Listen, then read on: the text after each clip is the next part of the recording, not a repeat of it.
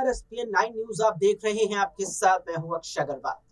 केंद्रीय नागरिक उड्डयन मंत्री ज्योतिरादित्य सिंधिया को जिस तरीके से हाल ही में मध्य प्रदेश में हुए विधानसभा चुनावों के बाद भी मुख्यमंत्री की कुर्सी नहीं सौंपी गई, उसके बाद से उन्हें लेकर के तमाम तरह के कयास लगाए जा रहे हैं, जिसमें ये भी कहा जा रहा है कि सिंधिया क्या अब फिर कांग्रेस में वापसी कर सकते हैं, क्योंकि 2020 में जिस तरीके से सिंधिया ने कांग्रेस के साथ छोड़कर बीजेपी का दामन इस चाहत से थामा था कि बीजेपी उन्हें यहां पर मुख्यमंत्री बना देगी, वो बीजेपी ने 2020 में तो नहीं किया, लेकिन 2023 में भी नहीं किया, जहां माना जा रहा था कि सिंधिया को मुख्यमंत्री बनाया जा सकता है। इस सब के बीच अब माना जा रहा है कि ज्योतिरादित्य सिंधिया कहीं ना कहीं इस इंतजार में है कि 2024 यानी कि आने वाले आम चुनाव, लोकसभा चुनावों में किस लोकसभा सीट से बीजेपी ने टिकट देती है, और उसके बाद अगर बीजेपी लोकसभा चुनाव जीत जाती है और केंद्र में फिर से सरकार बनाती है तो और बड़ी क्या उन्हें जिम्मेदारी मिलेगी या नहीं। क्योंकि अगर सिंधिया को बड़ी जिम्मेदारी बीजेपी ने आगामी लोकसभा चुनावों में जीत के बाद नहीं दी, तो यहाँ पर संभावनाएं बहुत ज्यादा लगाई जा रही हैं कि सिंधिया कांग्रेस में वापसी कर सकते हैं, और केवल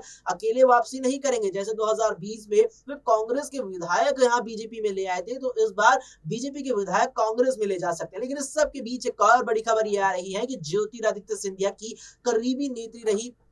यहाँ इमरती देवी का बड़ा बयान सामने आया है। दरअसल इमरती देवी ने मीडिया कर्मियों से हाल ही में बातचीत करते हुए कहा है कि लोकसभा चुनावों में मैं पार्टी की तरफ से नहीं लड़ूंगी, पार्टी मुझे टिकट देगी तो भी मैं नहीं लड़ूंगी, क्योंकि अगर महाराज यानी ज्योतिरादित्य सिंधिया चुनावी मैदान में उतरेंगे तो मैं लोकसभा चुनावों से दूर रहूंगी। लेकिन अगर